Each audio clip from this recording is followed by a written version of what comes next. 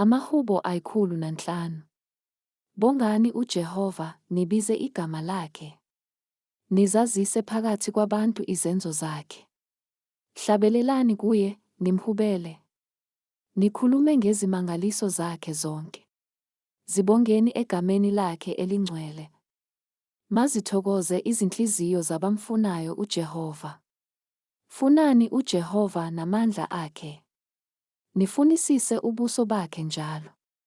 Khumbulani izimangaliso zakhe azenzileyo, nezibonakaliso zakhe, nezahlulelo zomlomo wakhe. Nina nzalo ka-Abrahama inceku yakhe. Nina bantwana bakaJakobe abakhethiweyo bakhe. Yena unguJehova uNkulunkulu wethu. Izahlulelo zakhe zisemhlabeni wonke. Ukhumbulile isivumelwano sakhe kuze kube phakade. Izwi ayala ngalo izizukulwane eziyinkulungwane. Avumelana kuso no-Abrahama.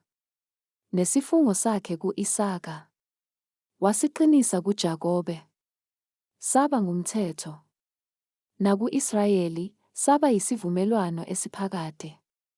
Ethi, ngiza kukunika izwe laseKhanani. Libe yisabelo sefa lakho. Lapho babe yingcosana ngomumo. Yebo, lapho babe yingcosana. Futhi babe yizihambi kulo. Bazulazula ezizweni ngezizwe. Besuka kulo mbuso, beya kwabanye abantu. Akavumelanga muntu ukubahlupha.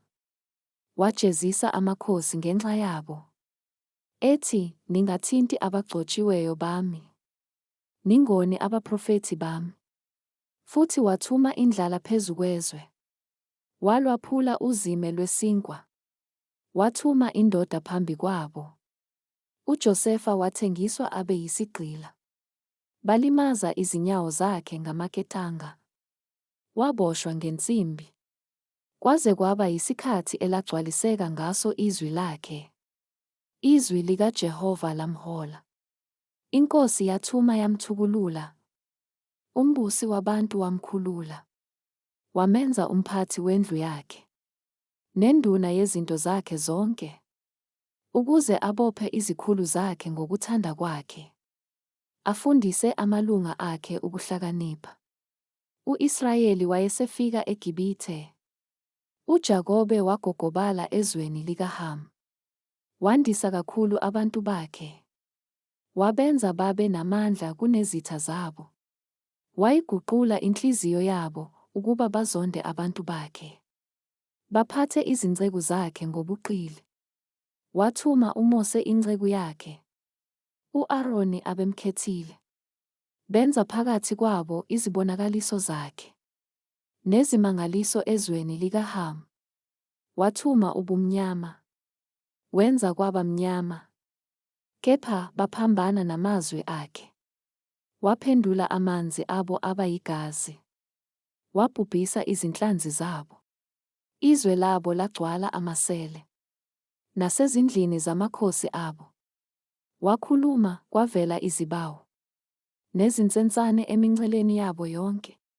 Wabanika isichotho saba yimvula yabo. Amalangabi omlilo ezweni labo. Washaya nemivini yabo nemikhiwane yabo. Waphula imithi yasezweni labo. Wakhuluma kwavela isikhonyane. Nezinkumbi ezingena kubalwa. Zona zadla imifino yonke yezwe lakubo. Zaqothula nezithelo zomhlabathi wabo. Washaya namazibulo onke ezweni lakubo. Okokuqala kwamandla abo. Wayesebakhipha benesiliva negolide. Kungekho ontengezelayo emindenini yakubo. IGibhithe lajabula ekuphumeni kwabo. Ngokuba ukwesaba kwabehlela. Wendlala ifu lokubasibekela. Nomlilo wokukhanyisa ebusuku. Bacela waletha izigwaca. Wabasuthisa ngesinkwa sasezulwini. Wavula idwala. Kwampompoza amanzi. Akobhoza emahlane njengomfula. Ngokuba wakhumbula izwi lakhe elingcwele. No-Abrahama inceku yakhe. Wayesekhipha abantu bakhe ngokujabula. abakhethiweyo bakhe ngokuthokoza. Wabapha amazwe abezizwe. Badla isithelo somsebenzi wabantu, ukuba baqaphele izimiso zakhe, bagcine imithetho yakhe. Haleluya.